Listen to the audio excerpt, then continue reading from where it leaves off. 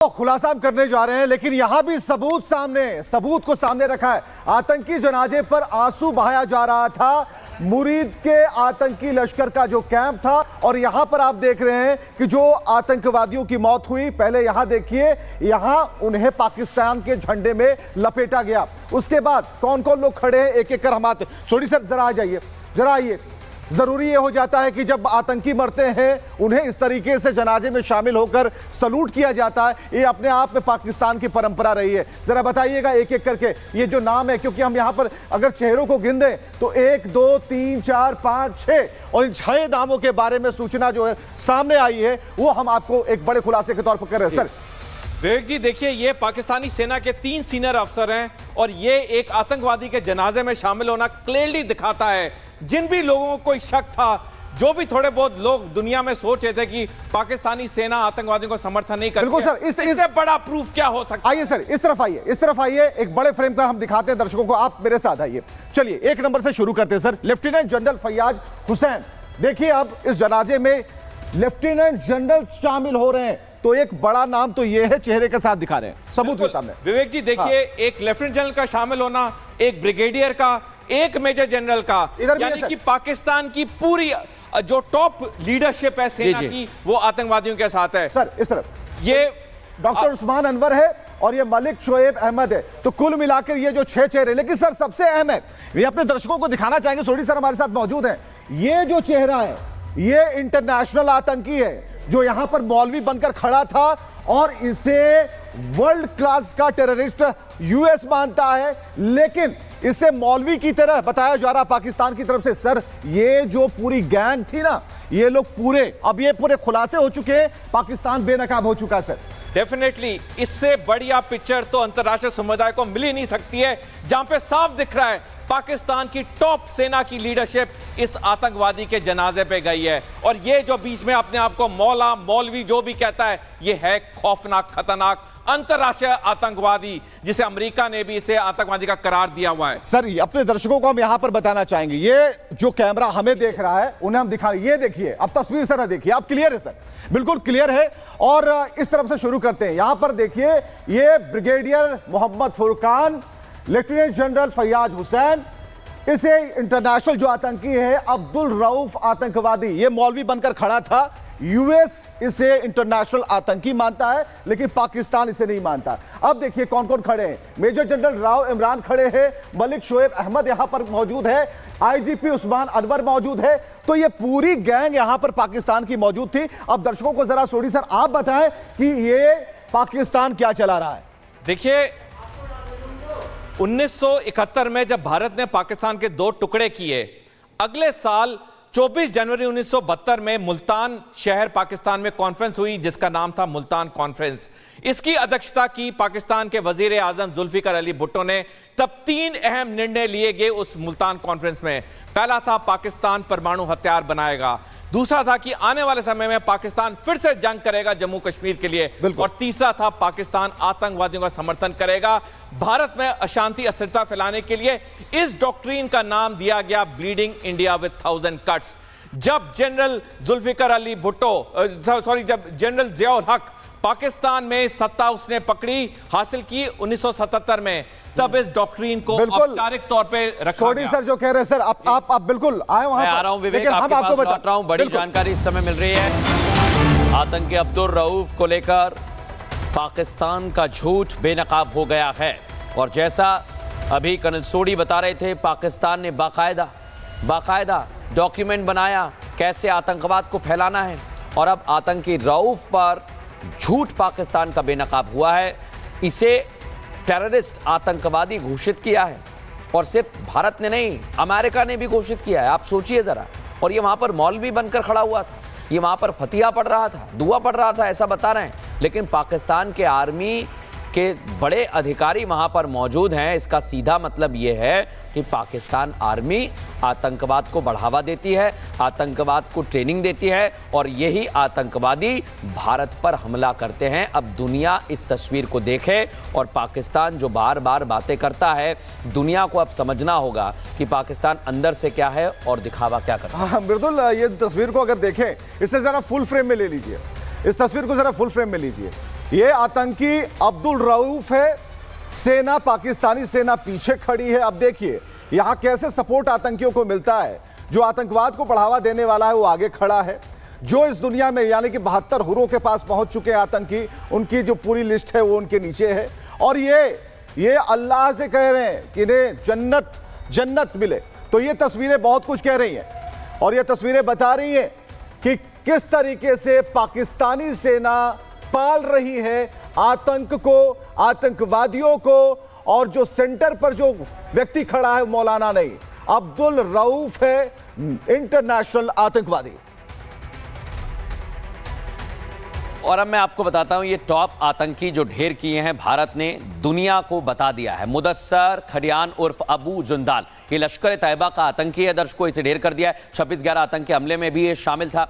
आपको दूसरा आतंकी बताता हूं मैं, मोहम्मद यूसुफ अजहर उर्फ उस्ताद, ये जैश ए मोहम्मद का आतंकी है और कंधार हाईजैक में ये साजिश में शामिल था, इसे ढेर कर दिया है। हाफिज मोहम्मद जमील जैश ए मोहम्मद का आतंकी है। दर्शकों ये आतंकी मसूद अजहर का बड़ा साला है। आतंकी मसूद अजहर का तो आधा परिवार खत्म हो गया। खालिद उर्फ अबू अकाशा लश्कर तैयबा का आतंकी भी मारा गया है। हथियारों की तस्करी में ये शामिल रहता है। मोहम्मद हसन खान, ये भी जैश ए मोहम्मद का आतंकी था और पाकिस्तान में ये जैश ए मोहम्मद के कमांडर असगर का बेटा है। और पाकिस्तान ने कैसे इन आतंकियों को पाल रखा था, इन्हें अब नेस्ते नाबूद कर दिया है। तो तस्वीरें हमने आपको दिखाई और जो स्थिति है कि पाकिस्तान एक्सपोज हो चुका है। झूठ सच जो पाकिस्तान कर रहा है वो बेनकाब हो चुका है। भारत के एयरबेस पर हमला करने वाले जो लोग हैं वो अब एक्सपोज हो रहे हैं। जैसे झूठ और सच का अंतर आप समझिए किस तरीके से। झूठ पाकिस्तान कह रहा है कि S-400 को नुकसान पहुंचाया। सच ये है कि S-400 को कोई नुकसान नहीं पहुंचा। अब अगला देखिए, पाकिस्तान कह रहा है बारूद डिपो पर हमने हमला किया। ये सरासर झूठ है। सच क्या है कि डिपो पर हमले की जो खबर है वही फर्जी है। इसके अलावा भारत ने मस्जिदों पर हमला किया, पाकिस्तान ऐसा कहता है जो झूठ है। सच है कि किसी मस्जिद पर कोई अटैक नहीं हुआ। अगला झूठ पाकिस्तान का कि भारत के बेस पर हमला हुआ। लेकिन सच क्या है? सच है कि ब्रह्मोस मिसाइल बेस सुरक्षित है। और ये झूठ और सच का जो अंतर है ये पाकिस्तान को एक्सपोज कर रहा है वर्ल्ड फोरम पर। और एक के बाद एक कई झूठ बोलने वाला झूठा पाकिस्तान अब बेनकाब हो गया है। सब कुछ क्लियर है, एक्सपोज है, पब्लिक फोरम पे है, वर्ल्ड फोरम पर है। तो ये तस्वीर हम आपको दिखा रहे हैं और ये ग्राफिक्स बताने के लिए काफी है ताकि आप इसे पढ़ लें और देख लें। इंद्रजीत सर, आप लगातार बैठे हुए, झूठ और सच का फर्क समझ में आ रहा है? उस तरफ से लगातार झूठ के हमले हो रहे हैं और सच के जो तीर है, सच के वाले जो मिसाइल हैं वो डायरेक्ट उस टारगेट पर लग रहे हैं। बिल्कुल, आपने बहुत अच्छी बात कही। ये पाकिस्तान की ये शुरू से फितरत रही है कि अपने आतंकवादियों को जो है ना छुपा के रखना और उनसे आतंकवाद फैलाना, आतंकवादियों को पालना। अब ये तस्वीरों ने ये क्लियर कर दिया कि अंतर्राष्ट्रीय लेवल के जो इनके आतंकवादी थे उनको ये किस तरह से पालते हैं, उनको किस तरह से संरक्षण देते हैं। आज आतंकवादियों के जनाजे में आर्मी, पाकिस्तान आर्मी के brigadier level, lieutenant general, major general level के जो अधिकारी उसमें शामिल हो रहे हैं। तो कहां बचा? तो अब तो यह कहना चाहिए कि वही आतंकी है, वही आर्मी है। पाकिस्तान आर्मी और आतंकी एक ही है, इनमें कोई फर्क नहीं नजर आ रहा है। बिल्कुल, इस तरह से ये इनको जो है ना ओपन किया गया है। भारत तो और ये पाकिस्तान सिर्फ झूठ बोल रहा है, ये पहले दिन से झूठ बोल रहा है और पाकिस्तान ने केवल 96 घंटे के अंदर ही भारत के सामने घुटने टेक दिए। सच ये है, पाकिस्तान ने चीन से गुहार लगाई और चीन के आयातित हथियार कैसे उसके ज़मीन पर हमने गिराए, अब मैं आपको बताने वाला हूं। क्योंकि पाकिस्तान के सरेंडर की इनसाइड स्टोरी भारत के पास है। भारत के वो 12 हथियार जिन्होंने पाकिस्तान को सरेंडर करने पर मजबूर कर दिया। दिखा दें।